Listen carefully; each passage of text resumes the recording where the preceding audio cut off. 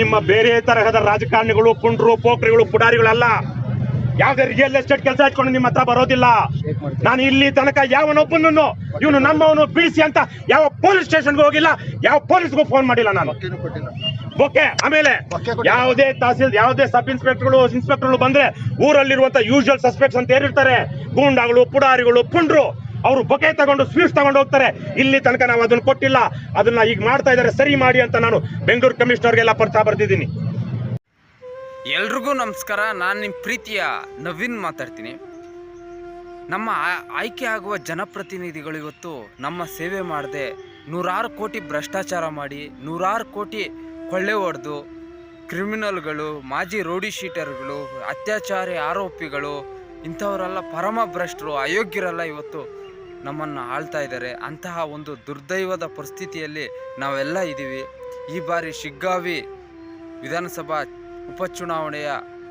ಚುನಾವಣೆಯಲ್ಲಿ KRS ಪಾರ್ಟಿಯಿಂದ ರವಿಕೃಷ್ಣ ರೆಡ್ಡಿ ಅವರು ನಿಂತಿದ್ದಾರೆ. ಈ ಬಾರಿ ವಿದ್ಯಾವಂತರು ಅವರನ್ನು ಬೆಂಬಲಿಸಿ ಈ ಭ್ರಷ್ಟ ವ್ಯವಸ್ಥೆ ವಿರುದ್ಧ ವಿಧಾನಸೌಧದಲ್ಲಿ ಗಟ್ಟಿಯಾಗಿ ಧ್ವನಿ ಮಾಡುವಂತಹ ವ್ಯಕ್ತಿ ನಮಗೆ ಬೇಕಾಗಿದ್ದಾರೆ.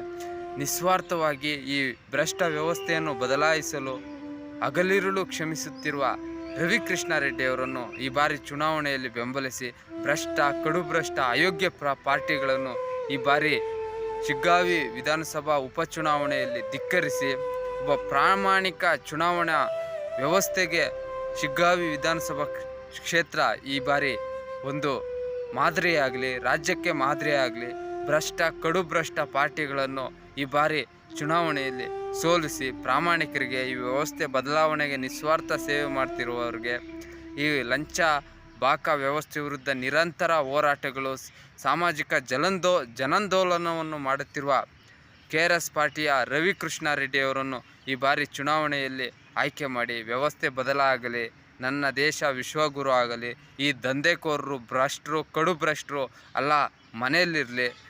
ಎಲ್ಲರೂ ದಂಧೆಕೋರರಿಗೆ ಓಟ್ ಹಾಕಿದರೆ ಏನಾಗಬೇಕು ವ್ಯವಸ್ಥೆ, ಪ್ರಾಮಾಣಿಕರಿಗೆ ಓಟ್ ಹಾಕಿರಿ, ನಮ್ಮ ವ್ಯವಸ್ಥೆ ಬದಲಾಗಲಿ ಅಂತ ಹೇಳ್ತಾ ಈ ಬಾರಿ ಶಿಗ್ಗಾವಿ ವಿಧಾನಸಭಾ ಚುನಾವಣೆಯ